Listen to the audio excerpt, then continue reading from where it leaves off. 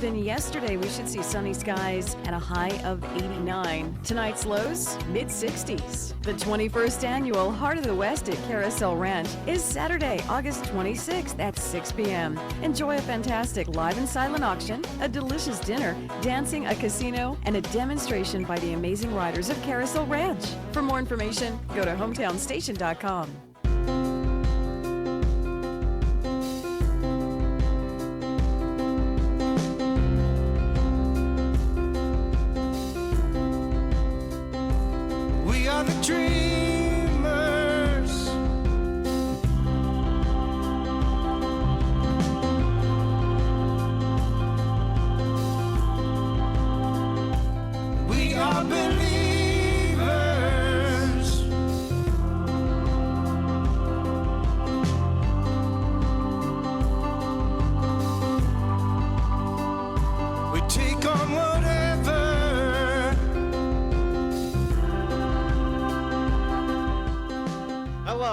My name is Bristol Biggs, and welcome to KHTS AM 1220, your hometown station. This is SCVi's Our Way on the Highway. Today we have two guests at one time. Double duty. Yep, heck yeah. We have Perry Smith, the head of the KHTS news team. Thank you, Bristol. And we have Ian Johnston, our new IB theater teacher. Nice to meet you. At SCVi. Hello. So, first of all, we're going to start off with Perry Smith. So, first question I've got for you is, what's one of your favorite stories to tell from when you were a kid? So, going back decades here. Yeah. No. One of my favorite experiences. You just mean like personal experiences. One of my stories. Yeah. My basketball coach used to have lunch at the same deli in my high school was in the Encino area, and he had breakfast every morning at the same deli where John Wooden was, and he came out that he was a basketball coach. He saw him there all the time, and asked Mr. Wooden, who's actually a personal hero of mine, if he would be willing to come by and check out a practice and just to give us some pointers. And so for those who don't know, John Wooden was a legendary coach at UCLA, won I think it was 11 championships in 13 years as a college basketball coach, considered, one of the greatest, if not the greatest of all time. And he was nice enough, at this point he was almost 90 years old, but he was nice enough to say, sure, I'll come by. And ran us through the same type of practice that he went through with players like Kareem Abdul-Jabbar and, just some of the all-time greats that UCLA had. He ran us through all those drills. And that was probably, was definitely the best basketball practice I ever had. But definitely a very formative experience. And he gave so many tips to us and just pieces of advice like, be quick but not in a hurry. And, all of these sayings that are, Woodenisms or that he's famous for, we got to hear them. From the man himself, which was a pretty great honor for me. So that's probably my favorite story to tell. Ian, do you have any childhood stories that you would like to tell? Well, I don't know about childhood stories, but when I was a young actor, I was living in Scotland and I'd done my first performance job. And it was a community play in St Andrews. So it's the home of golf. And the play took place, it was a promenade performance, so it took place in a churchyard, it took on the golf course, and then in the docks. So the audience moved with us. It was quite a sort of forward-thinking production from those terms. And I'd been cast as a Pictish captain. So a Pict is a kind of an ancient Scot. And as you can hear, although my family are Scottish, I'm very firmly English. So I was struggling with the accent. And I had these big Hessian sacks tied to my feet to represent shoes, and this kind of rubbish costume. It was a kind of low-rent production, actually. And I'm in this graveyard doing this Pictish captain going, oh my God, what's that? Kind of doing all these things. And then I look into the crowd, and in the crowd is Sean Connery, like the greatest living Scotsman in the world.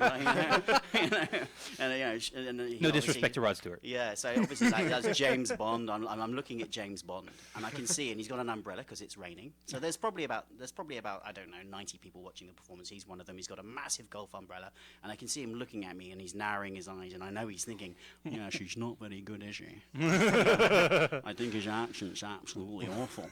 Yeah, so I just remember being totally shaken.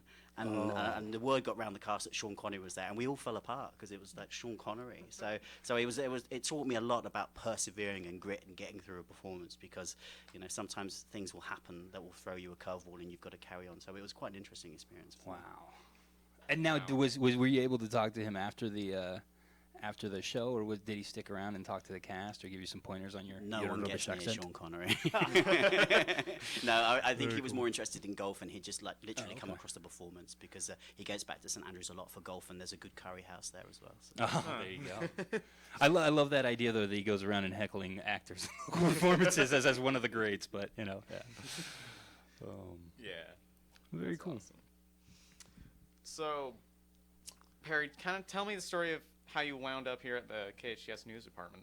Sure. A bit of a long story, but essentially I was working in local media. I've been up here for a few years, and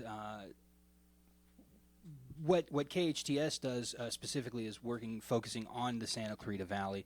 And so Carl and Jerry had known that had been writing a lot of news stories out here and covering the valley for about 4 years when they reached out and were interested, and they had some changes in the news department and availability.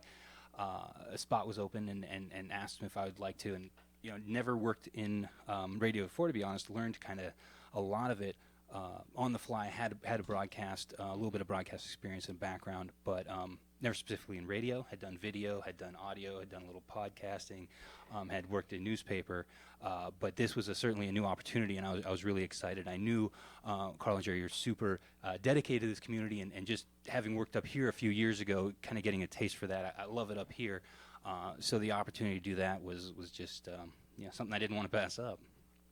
So you weren't really educated for it.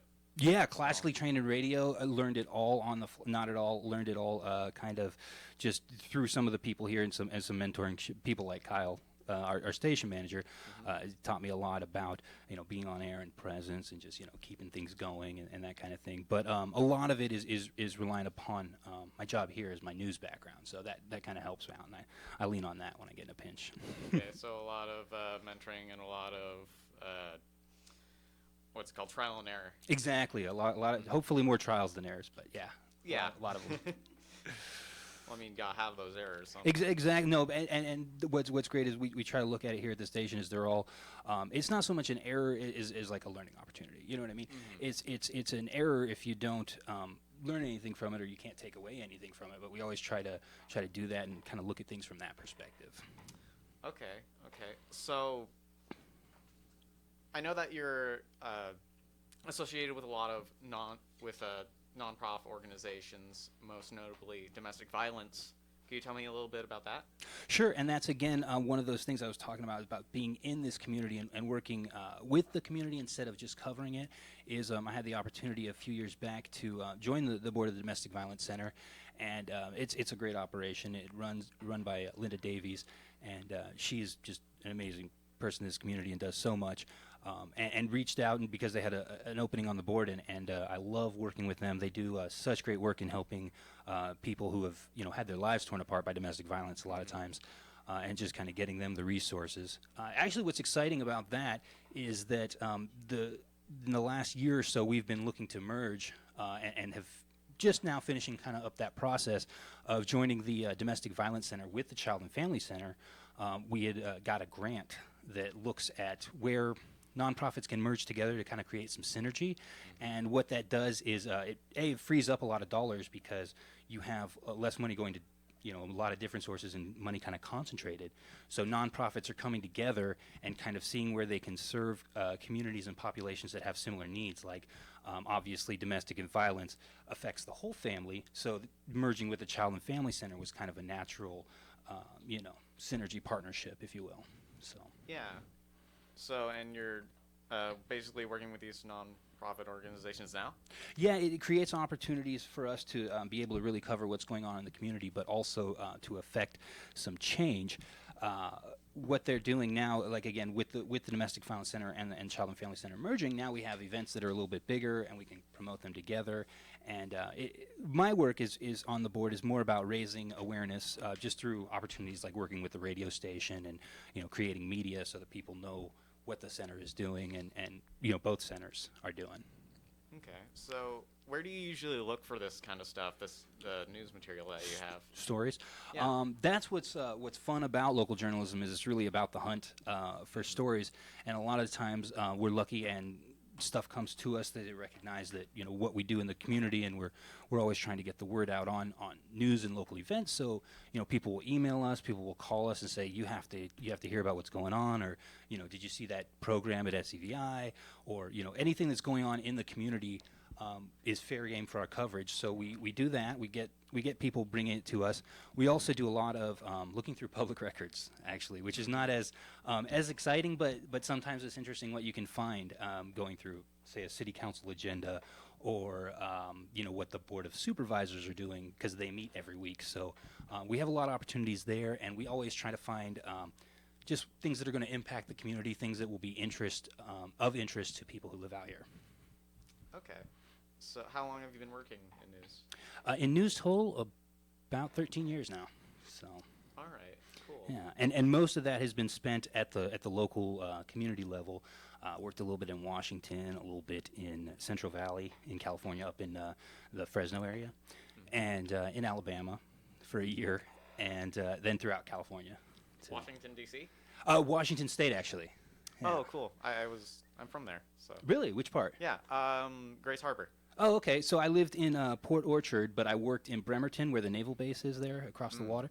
So it's just as if you know the area, it's kind of a the Puget Sound area, and everything's basically kind of revolves around Seattle. So you could take the ferry over there, and it's about an hour away. It was great. Love Washington. Very green. Me too. Beautiful every area. summer, my Uncle Joey used to take me up there on his boat, and we'd sail around the Puget Sound. We'd go to several islands, Friday Harbor. So awesome. Yeah. So amazing. I love it. And so I was kind of curious what your favorite piece of material to work with was. And I was thinking about that when we were talking before the show. And I don't know. A favorite story is tough because all of them are so unique. They're kind of like pastime. Like you have a favorite, and then a new favorite comes along. Mm-hmm. The billboard stuff was kind of interesting.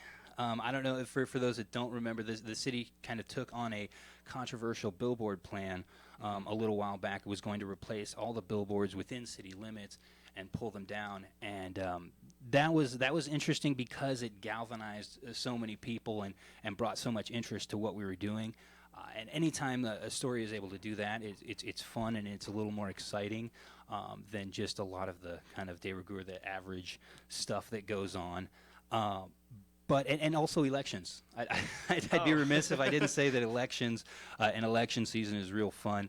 Not just because Carl and Jerry get pizza for the newsroom on election nights because we're here late, but we stay up.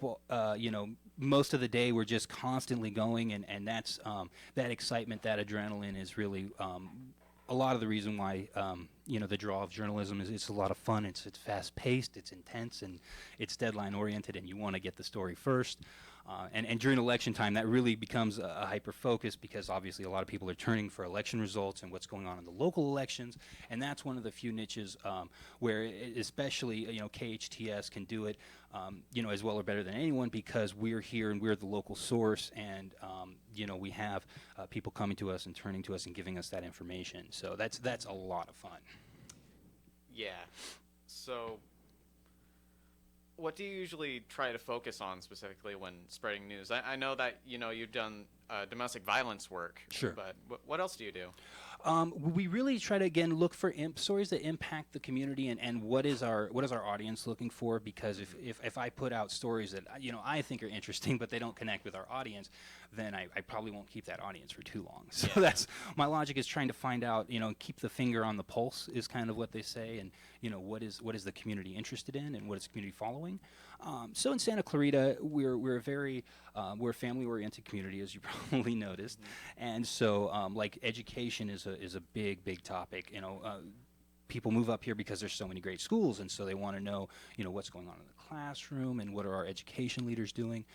Politics is also very hot topic, if you will, as well as looking at just kind of development in Santa Clarita.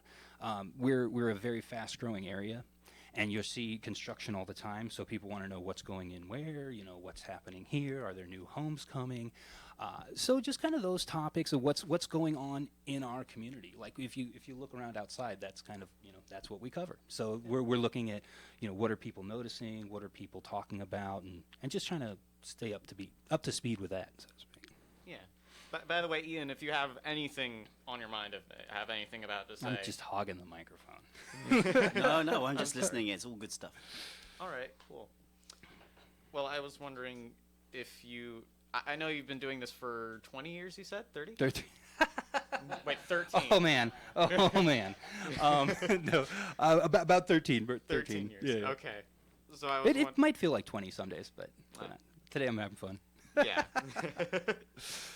What kind of career paths did you consider before you went into the That's news? kind of funny, actually, because I had no clue I was going to be a journalist. A lot of times people just, like I used to read the paper every morning. For me, growing up, it was the LA Times sports section. That was kind of what first drew me to the news, is reading people like Bill Plaschke and Murray and their columns. And then, when I was in high school, I was thinking, the smart thing is to get a business degree and to go into business, maybe be a banker. And I found out I just really didn't like math. and calculus in particular was very, very tough for me. But I did have a way with words and writing, and I enjoyed doing that. And so it just kind of was just one of those things. It took a while for me to figure out. And I actually, I had left college studying the business degree because I was having such a just not very good time, and started working in merchant credit card processing, which is about as far from journalism as you can be. And then I ended up just getting the opportunity. There was an ad in the paper. They were looking for somebody in the sports section. This is up in Washington. Okay.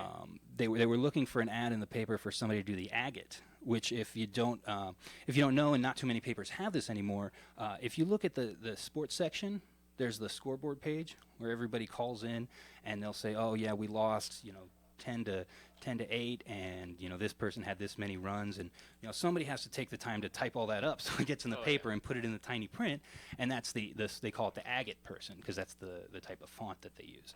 And so I started doing that for about a year of just inputting scores, and I kept hassling the sports editor, hey, let me do a story.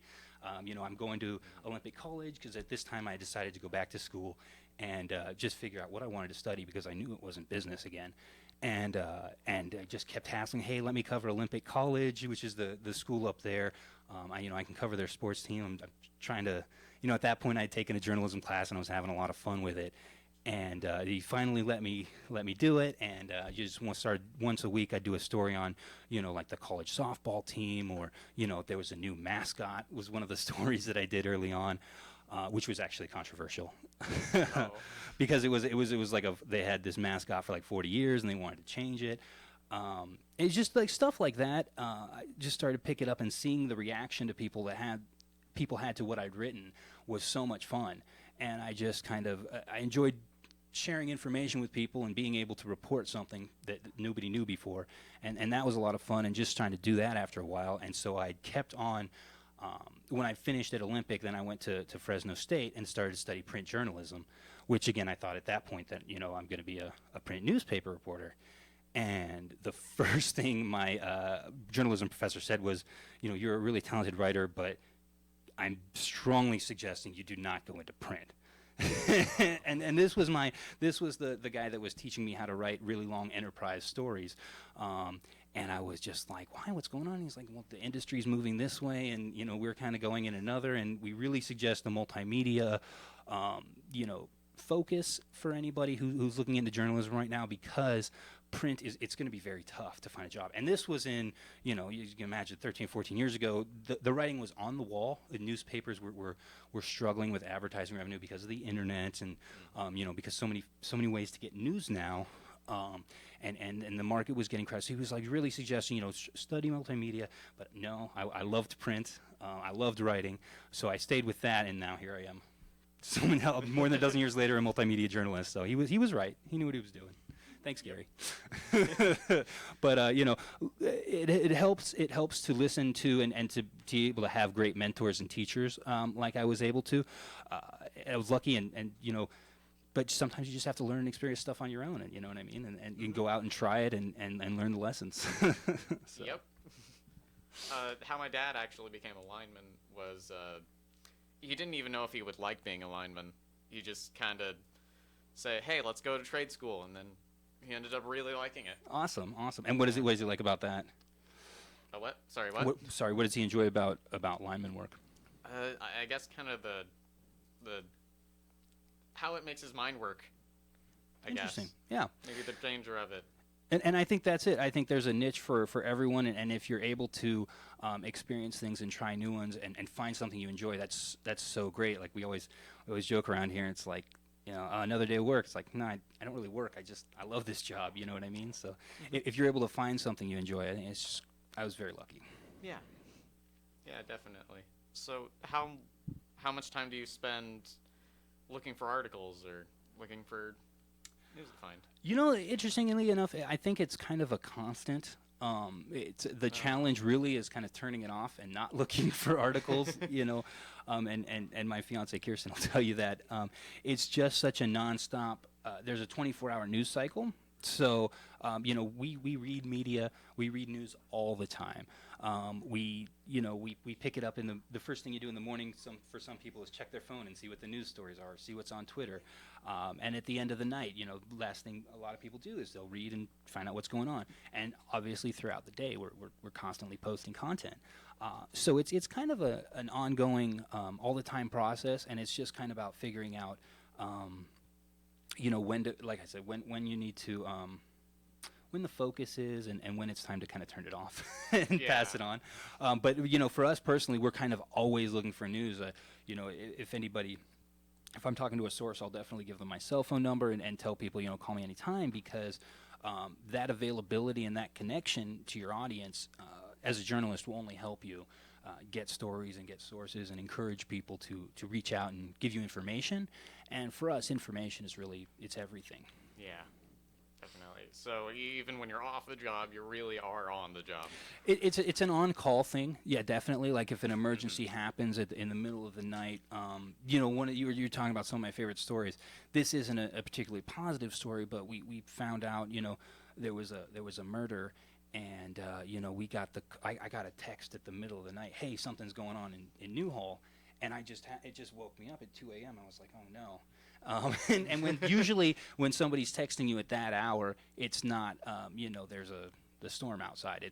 There's something really big going on. So we went there, and sure enough, it was an unfortunate domestic violence murder that we were able to cover. And the person who committed it actually was Robert Arvizu, who was just sentenced and convicted and is serving 28 years in prison now. So very, very tragic story, but it's just an example of how it kind of never stops. The more you kind of keep it on, and the more you're paying attention, the more you'll catch in the news game. Yeah. So how much time do we have? All right, we're gonna wrap it up here. Take a break. Oh, okay. Yep. This has. Thank you. Oh, Bristol, thanks for having me on. That was so much fun. Yeah. Heck yeah, it was. And next we'll have Ian. I've been Bristol Biggs. And this has been KHTS AM 1220, your hometown station, and SCVi's Our Way on the Highway. Have a wonderful day. Why do people from all over Santa Clarita come to our spa in Canyon Country? Simple. They want the highest quality services at prices that everyone can afford. This is Rosemary from Beyond Harmony Med Spa. Read our reviews and know why we won the Ultimate Beauty Awards 2 years in a row by the readers of Elite magazine. Come and see how close we really are and experience the level of excellence that our clients have loved for the past 13 years. Go to beyondharmony.com or call 298-8008 today for a free consultation.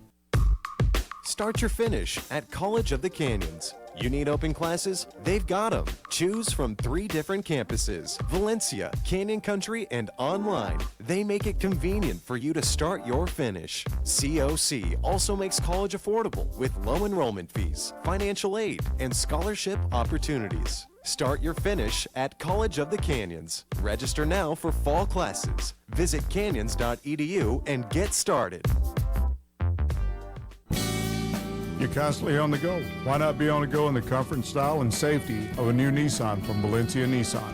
Bob Bailey, Executive Manager at Valencia Nissan, where Bob or any of his helpful, friendly staff can assist you with incredible savings on summer specials on the 2017 Nissan Versa, Sentra, Altima, or the new Nissan Juke SUV. You're always welcome at Valencia Nissan, where we make your automotive dreams come true. Drugs or alcohol abuse can tear a family apart. In Santa Clarita, just like everywhere else, it's an epidemic. The Way Out Recovery is here to help. Call them now at 296-4444 or visit them on the web at thewayoutrocoveryscv.com. The Way Out offers outpatient treatment for adolescents, adults, and family members. The Way Out is compassionate, caring, professional, and confidential. You and your family don't have to suffer any longer. Call the Way Out Recovery now, 296-4444, or visit thewayoutrocoveryscv.com and make an appointment. Asking for help is the first step. Live life juiced up at Juice It Up Valencia. Come in and try our great tasting smoothies, protein shakes, acai, and wheatgrass for your healthy lifestyle on the go. Also, enjoy our 10 flavors of tantalizing zinc frozen yogurt and selection of healthy toppings. Juice It Up Valencia is located at the corner of Newhall Ranch Road and Copper Hill Drive in the Office Depot Plaza. Open Monday through Saturday from 7 a.m. until 9 p.m. and Sundays from 8 until 8. And remember to live life juiced up at Juice It Up Valencia.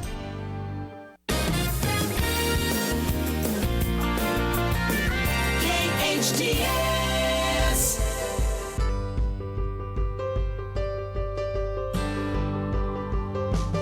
If you lead, I will follow. But if I lead, we'll build a bridge to tomorrow. Hello, my name is Russell Biggs, and welcome back to your hometown station, KHTS.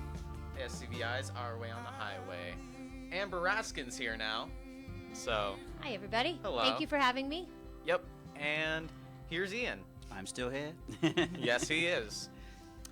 So, first question that we have for you, obviously, you know, you're going to be theater teacher, the new IB music, or theater teacher. Gosh dang it. Why don't you tell us your title? Yeah, well, it's a really interesting title, actually. So I'm going to be a theatre artist. I'm an artist in residence and theatre facilitator. So I'm going to be very much teaching theatre, but I'm also a practicing artist. So I'll be doing that. So I don't know if you know much about the IB and about IB theatre, but that's my main area of specialism. Could you tell us about IB and your experience with IB and Sure. how maybe even how it developed for the listeners and. Well, the IB is an international qualification. It's run out of Switzerland, out of Geneva, and lots of international schools all over the world do the IB. It's considered the golden ticket, the Rolls Royce of education. Every university in the world understands what the IB is and how it works. It's split into subject areas, and at the core of everything is community action and service.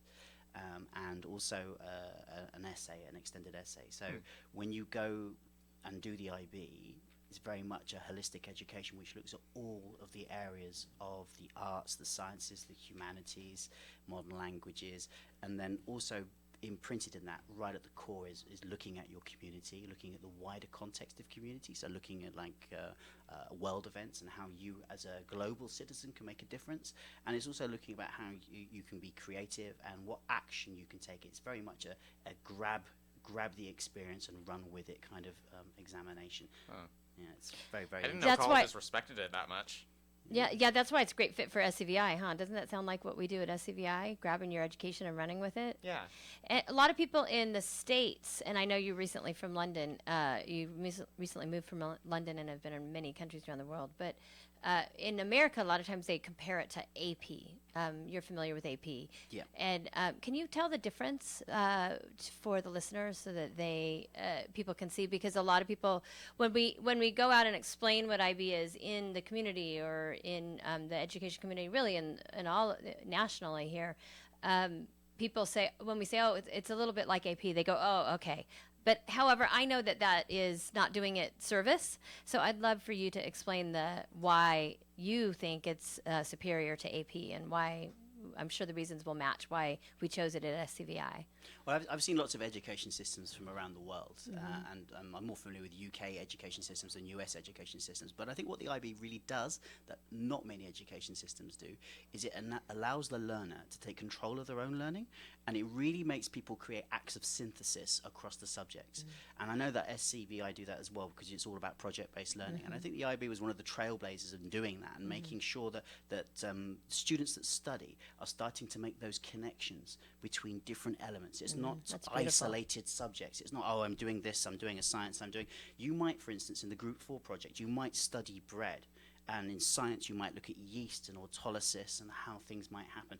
You might study the history of bread in history, and you might look about how bread was used for breads and circuses, for getting people to watch gladiatorial combat, to keep crowd control, to keep as a pressure cooker system for letting Rome continue its monopoly on enslaving people. You might look at bread from a geographical point of view in geography. You might look at where are the main centers that produce wheat, what kind of wheat are they producing, and you start to look at all of these subjects come together, and the learner starts to think, hang on a minute, all of this is connected, and you start to learn how to learn, and you start to learn how to place your learning experience in the bigger network of your life. And I think that's a really, really fundamental difference with the IB, because most subjects are so compartmentalized, and the IB is all about breaking out of that mold, and they have this thing called the learner profile, and it's all about making you a risk taker. It's all about making sure that you are empathic with other people in the world. It's all about creating a kind of future leader, someone who is able to look at an experience and not just judge that experience, but judge that experience in the scope of their wider learning. And that's fundamental to the IB. And I think from what I've seen from SCVi, one of the things I was attracted to SCVi is because they have that message. They are totally about trying to make you into the kind of person that can step out into the world and can make a difference. And that difference doesn't have to be a global difference, that can be a local difference. But you are able to take your learning and apply it to a variety of situations, not just, oh, I'm going into science, therefore I will be this, I will be that. It's much wider. Wow, I know this is kind of besides the point, but I had no idea bread did so much. There was a yeast project on yeast in one of our other locations. I believe it was in Encino recently too, which is interesting that you happen to pull that example out because there's a lot there. It's fascinating. Yeah. How did you find us? How did you find SCVi? Well, that was really interesting because I'm an international drama teacher, and I've taught all over the world. But one of the companies that I've worked for, I subcontract for, is a company called ISTA, which is the International Schools Theatre Association.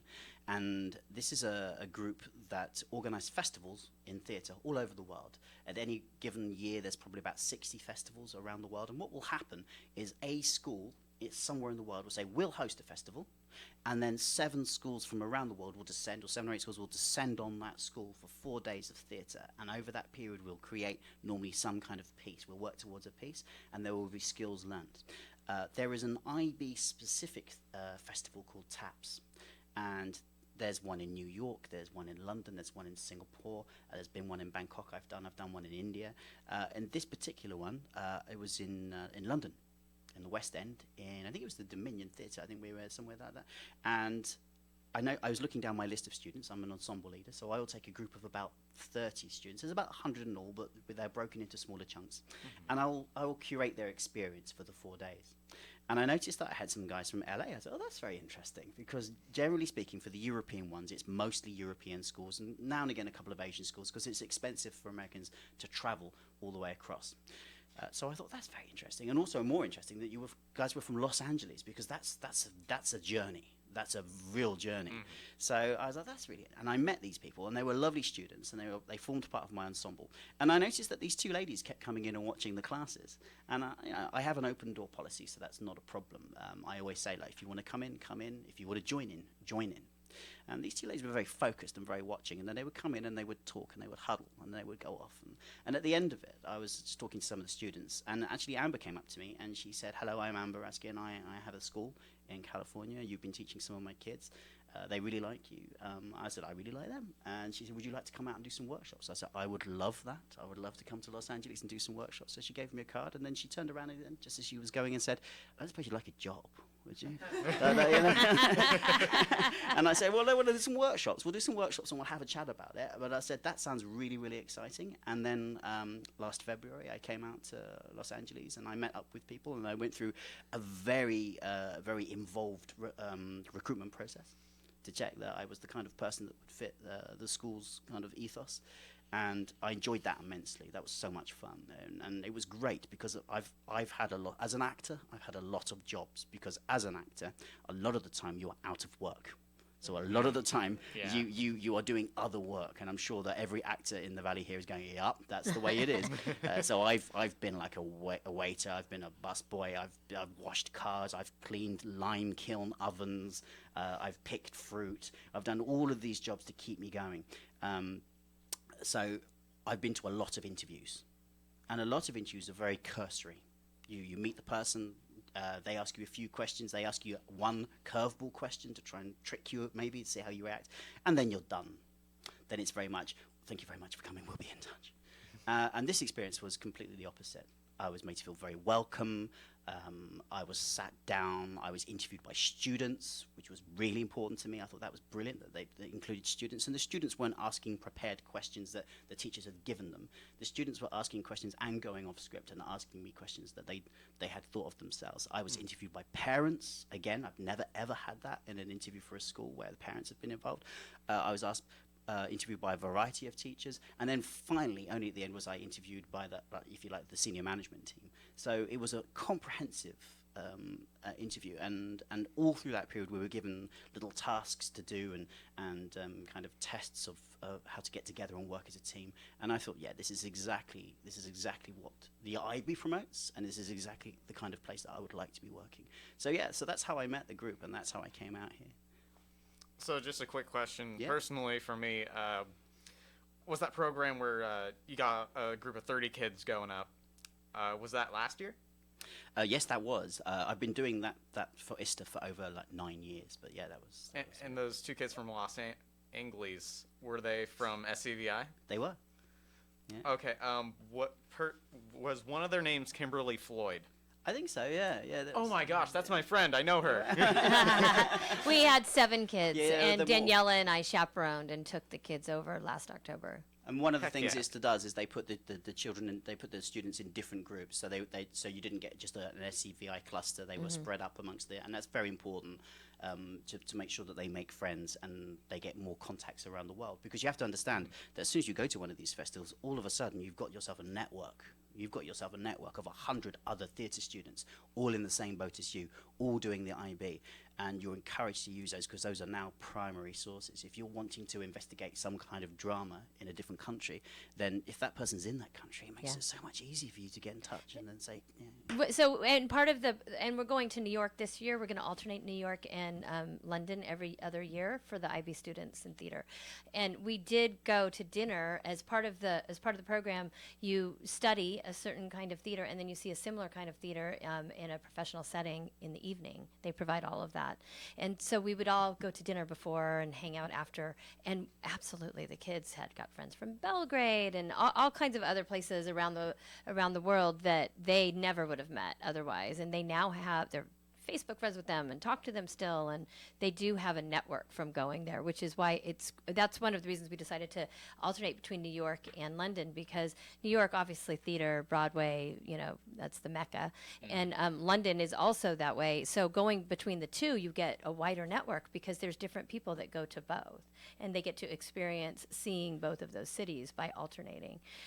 So it's we're looking forward to this year's trip to New York. And are you going to be at the New York one this year, or are you going back to London? Do you know yet? Yeah, I'm going to be at the New York one. I'm an ensemble leader for the New York one, so I'll be at Ripley Greer Studios, and I'll be taking in another group of enterprising theatre students for 4 days of fun and hard work. It's actually a lot of hard work, and I think that any of those students that you could talk to, like your friend Kimberly, they would tell you that it was a lot of fun, but yes, it was a lot of hard work, and I'm sure, Amber, on the way back, they were completely tired and took it out. You know? Absolutely. They were tired, also energized.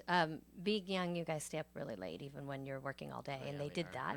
But my daughter was among one of the kids that went, and she's going to New York for college this year, and I do think that it helped. IB in general helps with college, but I really think that going and having that experience and talking about that experience on her college application helped a lot too. So not only is it good for enriching your life, but if you are working on getting into college, it's great for that too. So as an international teacher, where have you been? Okay, so I've lived in 7 countries for any length of time, so that means more than a year. So I've lived in England and Scotland, I've lived in Chile, I've lived in Uruguay, I've lived in Norway, I've lived in Portugal, and I've lived in Malaysia on the island of Penang, which is a tropical island. And I've visited 52 countries. So I've been to 52. I love traveling. It's one of my big things. I'm never happier than when I'm meeting new cultures, engaging new people, trying new foodstuffs. It's one of the things that really, really makes me excited. And one of the reasons for choosing to come to Los Angeles is because I have never lived in the United States. I've visited, but I've never lived.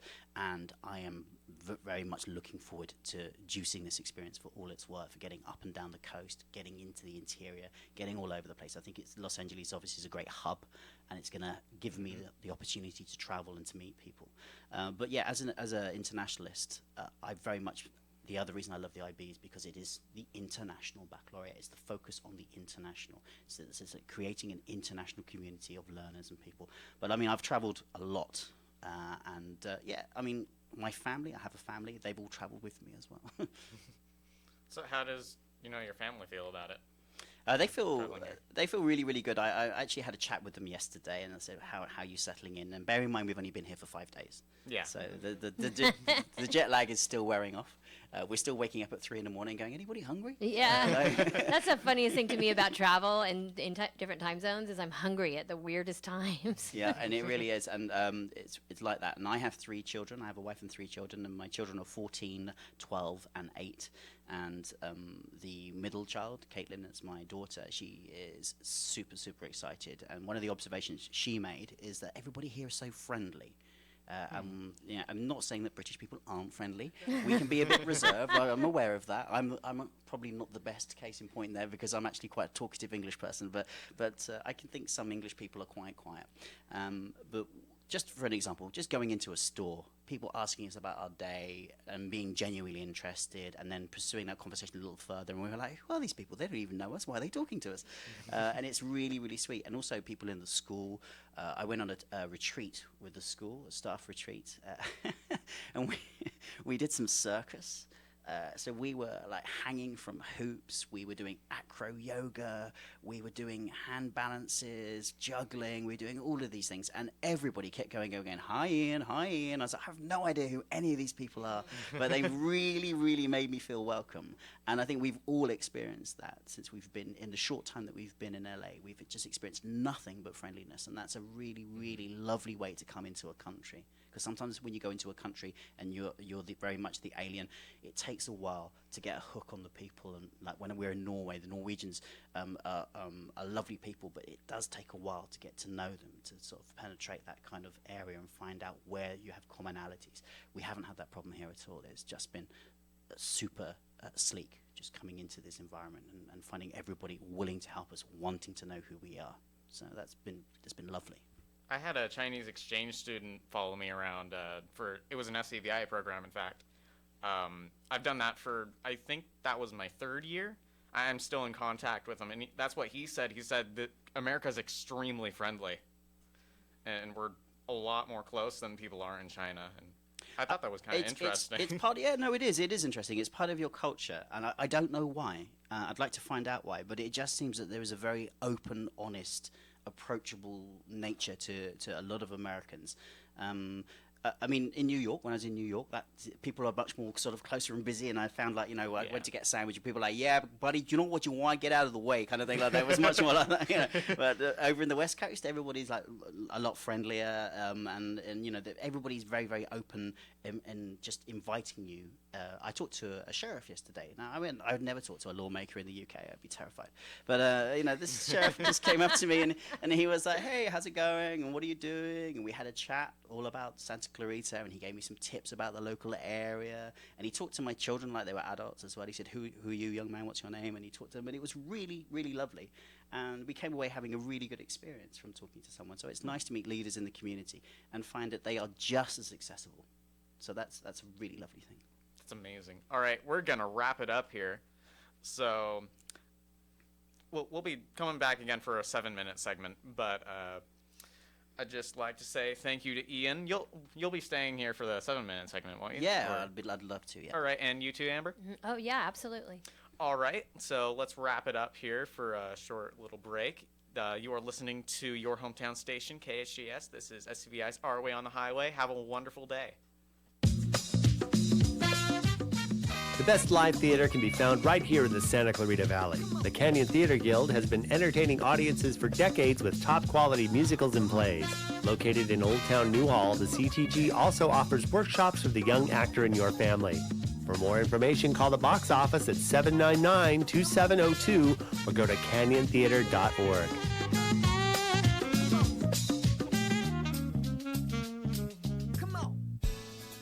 Do you know a single parent struggling either financially or emotionally in the Santa Clarita Valley? Single Mothers Outreach is an organization that focuses exclusively on the needs of vulnerable single parents. Single Mothers Outreach provides assistance with housing, financial organization, life and career skills, in addition to emotional health and support. Single Mothers Outreach also provides single parents with a community of people who understand exactly what a single parent goes through and the struggles he or she faces on a day-to-day basis. Visit singlemothersoutreach.org.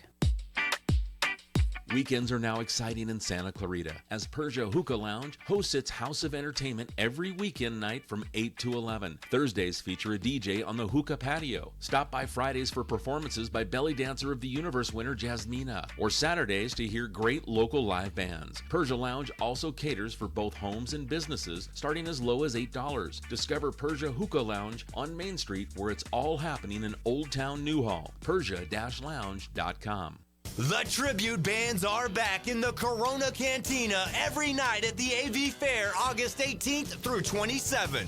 Come see tribute bands Journey Unauthorized, Skynyrd Leonard, country singer Jackson Michelson, and on August 21st, crowd favorites the Doo-Wah Riders, and a special encore show that night by comedians Williams and Reed. Join the celebration at the AV Fair with a new $18 season pass. 10 days of fair and tribute bands for $18, but only available for purchase online at avfair.com. Don't miss tributes to Jet Benatar, the Hot for Teacher tribute to Van Halen, the Cool Fire tribute to Earth, Wind, and Fire, and Metalachi, where metal meets mariachi. For the entire Corona Cantina tribute band lineup and to buy your 10 days of fair season pass for $18, go to avfair.com. See you at the AV Fair August 18th through 27th.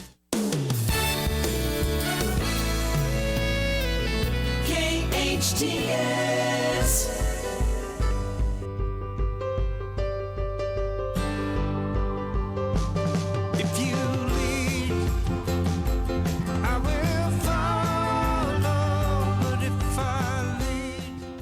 My name is Bristol Biggs, and welcome back to the last 7-minute segment of Our Way on the Highway. This is your hometown station, KHTS. We have, again, Amber Raskin and Ian Johnston. It's a hard name.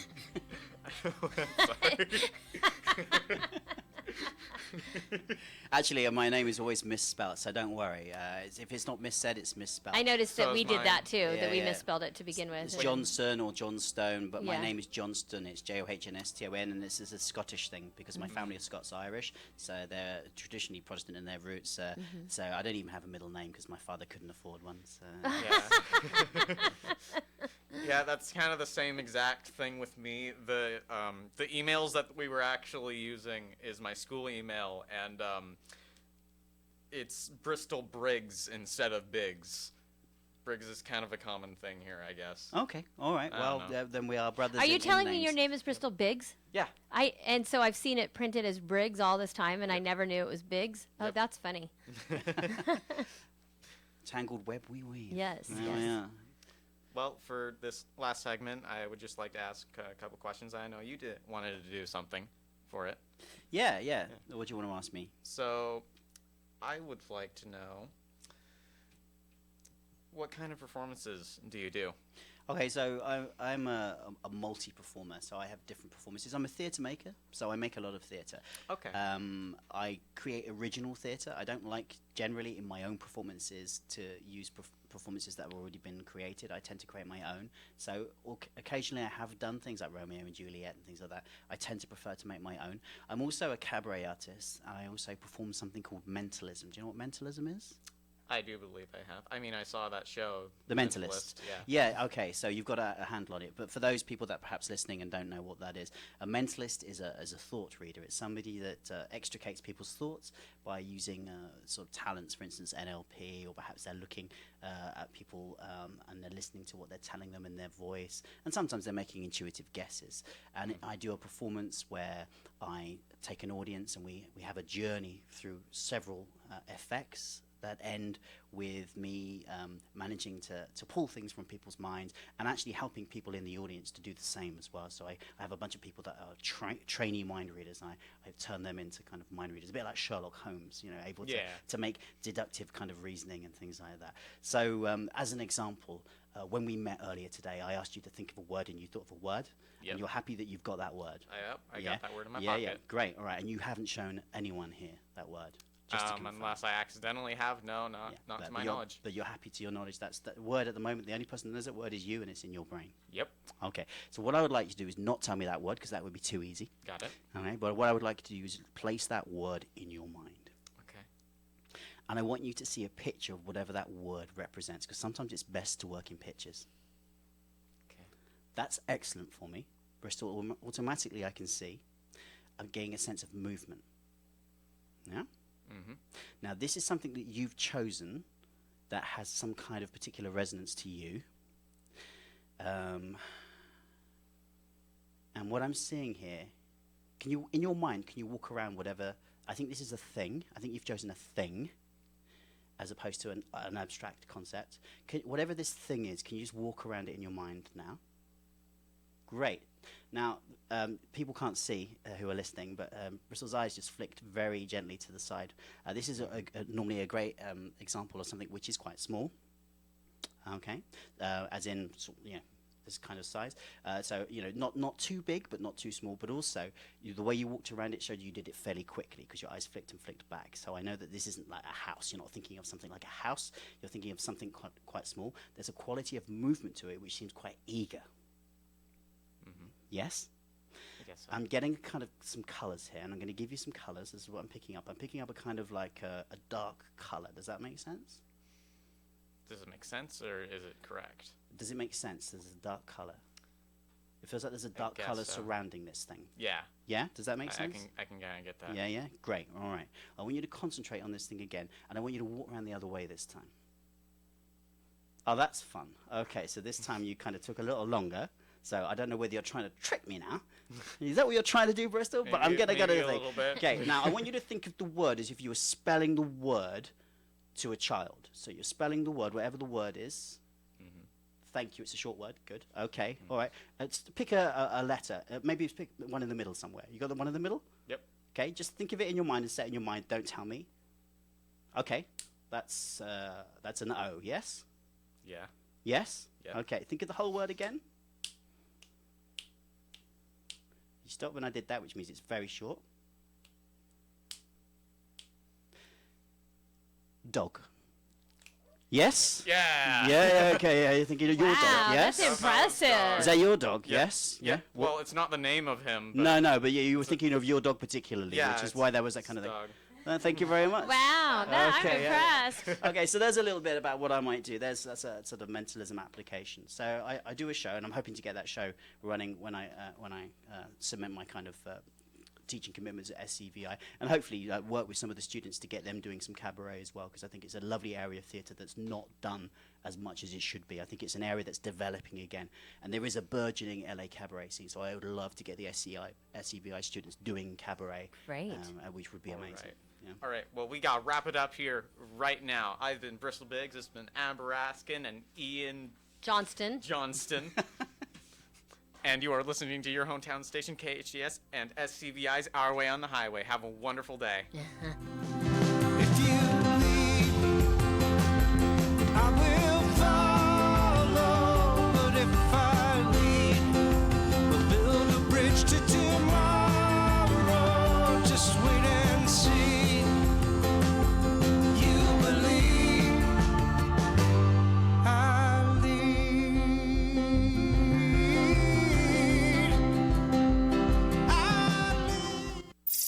KHTS, Canyon Country, Santa Clarita. It's 11 o'clock. Time for KHTS National News, powered by CNN.